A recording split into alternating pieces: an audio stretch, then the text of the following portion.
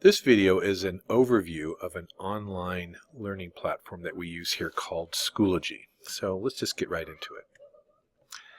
Schoology is what's known as a learning management system, or an LMS. And you're probably familiar with a few other ones like Blackboard and Canvas and maybe even Haiku, but there are really literally hundreds of them out there right now because they really are a very efficient way of moving learning into the 21st century. But what specifically is a learning management system and what can it do?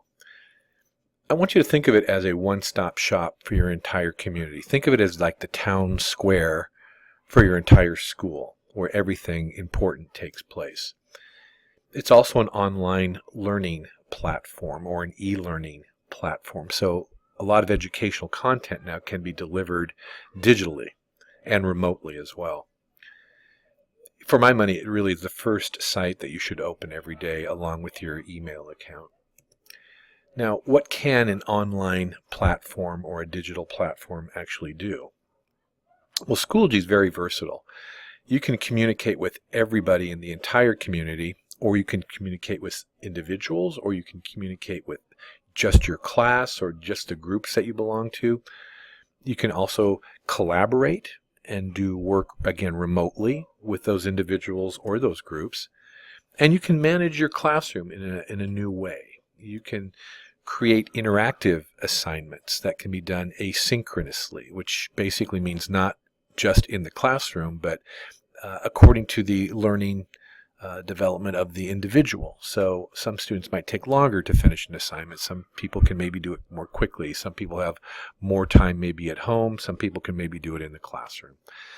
You can create discussion threads. So if you are having a good discussion in class and you want to continue the discussion outside of class, you can create a discussion thread where students can continue to comment and add very thoughtful observations.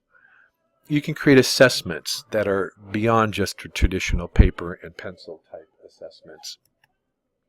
You can allow students, and this is the big one in my mind, you can allow students to create their understanding of the material, or what I call student-created content. They can do video, they can do projects, they can do interactive discussions, they can do all sorts of new and creative ways of showing you what they actually know. You can evaluate that work in a single place, which is also really quite nice because that means no more paper being taken home with you in these large, duffel bags and that sort of thing.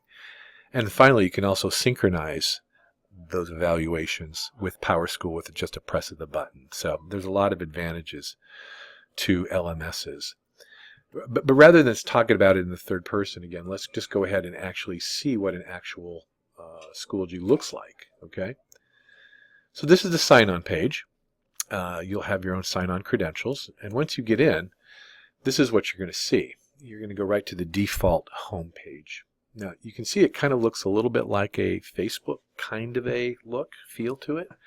And again, this is just an overview, so I'm just going to go over 4 different areas that you see in front of you. So divide them in with me along with this left-hand column.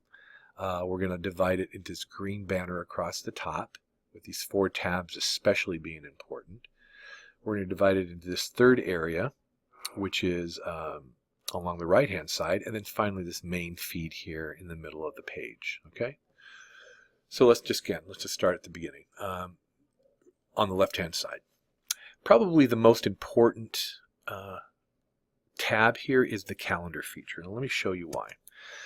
When you click on the calendar itself, you're going to get due dates of everything that has been posted either in a course or in a group from the calendars that you belong to. Now notice I belong to 41 calendars. Now that's quite a few since I am an administrator type person. I'm a director of educational technology here.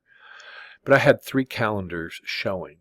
And if you click here on the left-hand side, you can see the calendars that I belong to. This is the actual class that I teach, so these would be assignments that I actually create.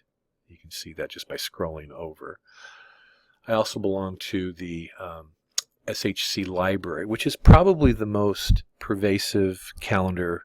More people belong to that than any other single group or course. So if I wanted to get an email, not an email blast, but a message out to the entire community, I would probably post in the SHC library. I know that more people than not would see that.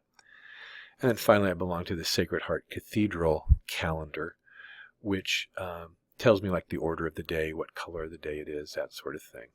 Okay? But again, different calendars will show different things depending on which calendar or group you belong to. Now along the top here, let's look at the second area. You'll see home.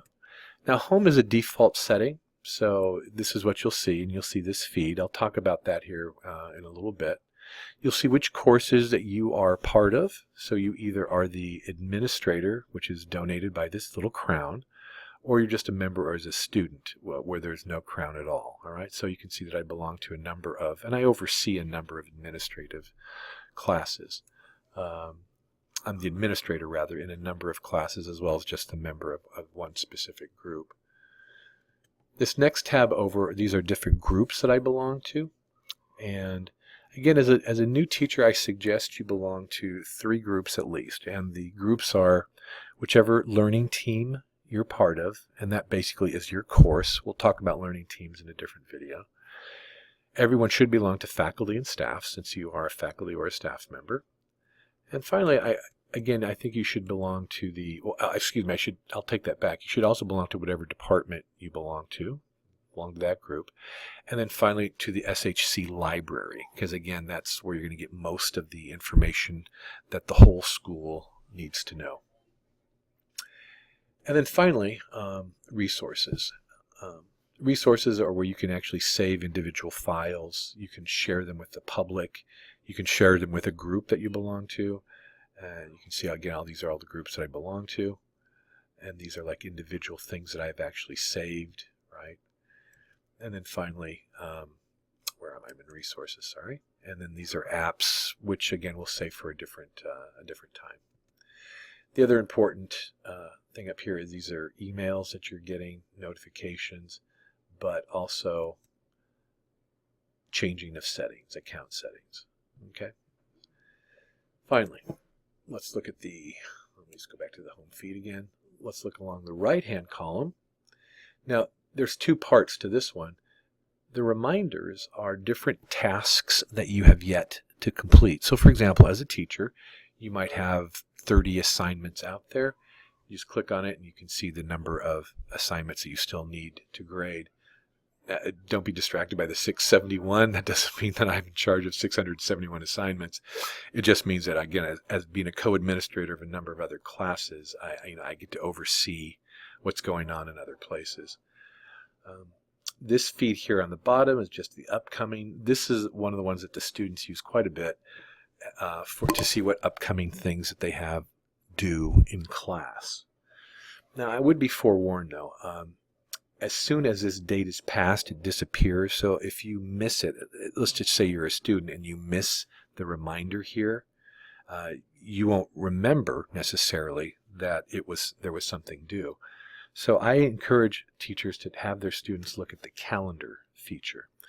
The calendar feature, again, is very similar to this calendar, but you can see all the different courses and assignments that were due on a particular date for the entire month, or for the entire week, or for the entire day.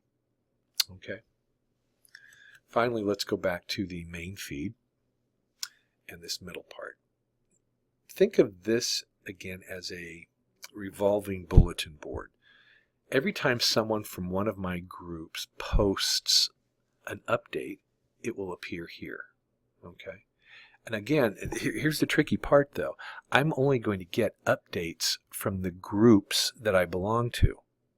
If I don't belong to a specific group, like the Parents Association, I won't see what's happening in the Parents Association. I will not get any of the updates from them. Now, I happen to belong to the Parents Association, so I'm getting that. But I'm just saying that if you didn't belong to that group, you wouldn't see this.